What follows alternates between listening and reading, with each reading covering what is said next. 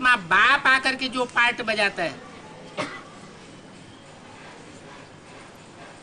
और जिस तन में आकर के मुकर्रर पार्ट बजाता है, वो पार्टधारी भी 4 अवस्थाओं से पसार होता है शूटिंग पीरियड में। सतो प्रधान, सतो सामान्य, रजो और तमो। इसलिए यादगार बनी हुई है वो ज्योति बिंदु शिव जिसमें प्रवेश करता है वो लिंग रूप में पूजा जाता है। लिंग अलग और बिंदु अलग। बिंदु है प्रवेश करने वाला और लिंग है उस बिंदु को धारण करने वाला। लिंग के रूप में क्यों दिखाते हैं? क्योंकि लिंग को निराकारी स्टेज दिखाई गई।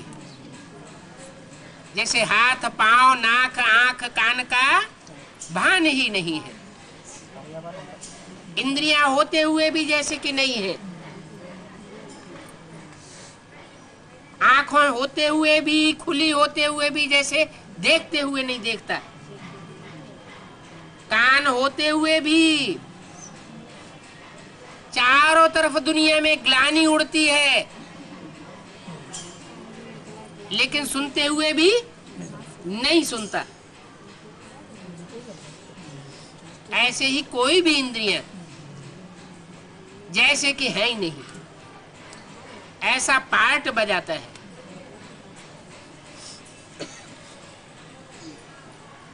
तो ऐसा पार्ट बजाने वाले को लिंग रूप दे दिया है। माने कोई इंद्रियां नहीं दिखाई है, इंद्रियों से ही पार्ट बजाया जाता है।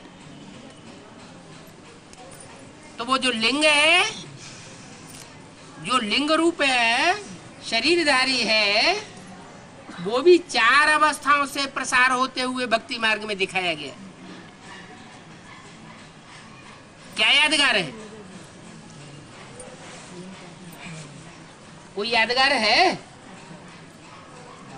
नहीं याद? हीरे का लिंग द्वापर युग में बनाया गया राजा विक्रमादित्य के द्वारा।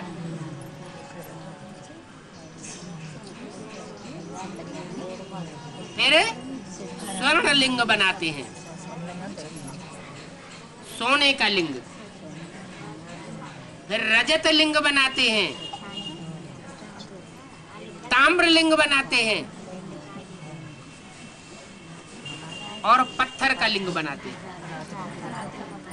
तमो प्रधान हो गया है। तो वो एक ही आत्मा,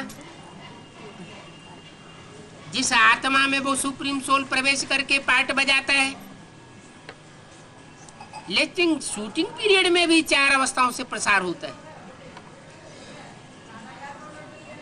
वो सबका बाप है। ब्राह्मणों का भी बाप है, प्रजापिता ब्रह्मा कहा जाता है। देवताओं का भी बाप है, नर नारायण कहा जाता है। एडम आदम आदि देव कहा जाता है। क्षत्रियों का भी बाप है, क्षत्रिय राजा राम कहा जाता है। द्वापर में वो पहला वैश्य है और कलयुग में वो पहला शूद्र है। इसलिए कहते हैं बच्चे तुम्हारा बाप आया हुआ है, हर रूप में तुम्हारा बाप आया हुआ है। फिर बताते हैं